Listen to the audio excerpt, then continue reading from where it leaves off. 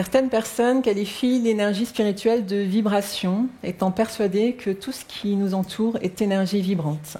Paul Ekman, ce psychologue américain qui a près de 87 ans et qui est pionnier dans l'étude des émotions, a déterminé 4 composantes classiques relatives à l'énergie spirituelle, également l'intelligence spirituelle.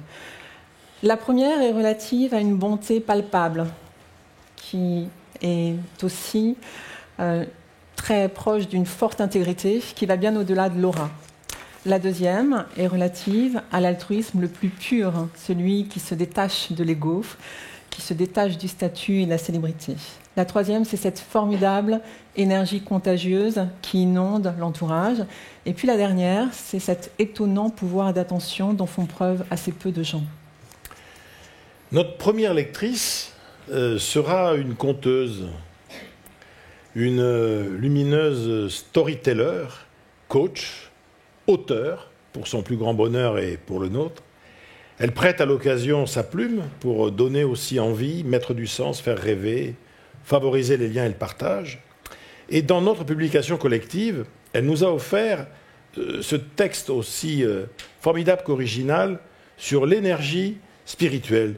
J'invite à nous rejoindre Dominique Barrault.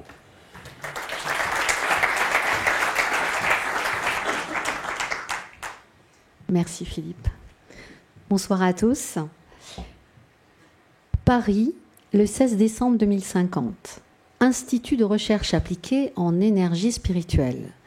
Ce n'est jamais sans une pointe d'amusement qu'Annie, enseignante en économie spirituelle, termine son premier cours de l'année. Les étudiants qui suivent son cours économie et énergie sont toujours stupéfaits d'apprendre que dès 1919, le philosophe Henri Bergson a publié un livre intitulé « L'énergie spirituelle ». Notre connaissance du monde ne peut être uniquement basée sur le raisonnement logique et doit prendre en considération une autre dimension plus immatérielle. Toutefois, il prend soin de distinguer l'énergie spirituelle de la spiritualité, qui a une dimension plus religieuse ou ésotérique. Annie se dépêche. Elle a rendez-vous avec Rachel. Son amie a quitté récemment son poste de DRH pour celui d'agricultrice avec la création d'un domaine viticole selon les principes de la biodynamie et de l'énergie spirituelle.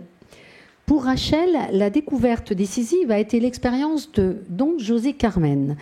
Cet agriculteur mexicain a prouvé dans les années 90 qu'on pouvait obtenir des rendements exceptionnels en utilisant uniquement des fertilisants naturels, un arrosage approprié et beaucoup d'amour pour ses cultures.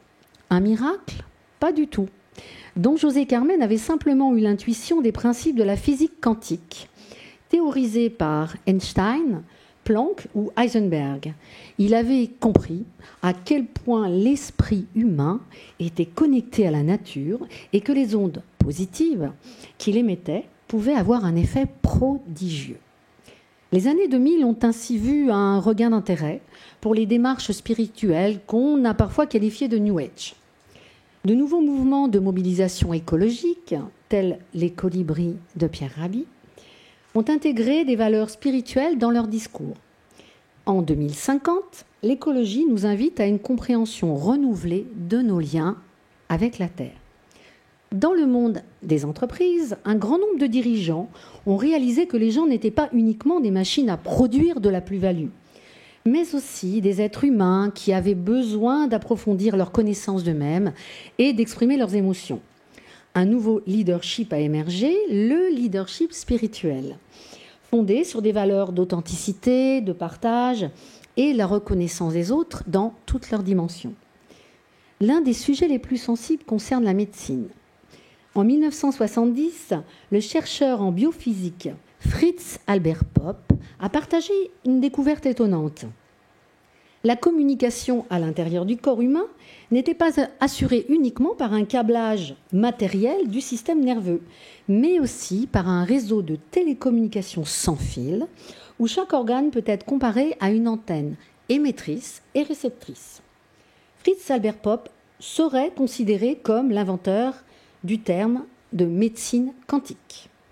De cette façon, un être humain pourrait se soigner lui-même en utilisant toute la puissance de son énergie spirituelle. Bien sûr, ça ne fait pas les affaires de l'industrie pharmaceutique pour qui le corps ne peut se soigner que par des médicaments. Un débat perpétuel. Annie est convaincue d'une chose. À l'instar des énergies physiques, mentales et émotionnelles, l'énergie spirituelle constitue une dimension essentielle de l'être humain. Une dimension qu'il gagnera à développer pour lui-même comme pour l'univers qu'il abrite. C'est ce qu'elle a compris. Il y a presque 30 ans, en découvrant Nos énergies essentielles, un ouvrage lui aussi essentiel, issu de l'énergie collective du cercle du leadership. Et nous voici tous réunis aujourd'hui, ce soir, le 16 décembre 2021. Cette histoire plus largement développée dans cet ouvrage, Nos énergies essentielles, est une fiction. Mais aujourd'hui, où en sommes-nous dans nos façons de penser, d'agir, de ressentir ? Je vous invite chacune, chacun, à intégrer au cœur de soi cette belle énergie spirituelle, certes encore un peu mystérieuse, parfois sauvage et si riche d'ouverture vers soi et vers l'autre. Merci. Bravo.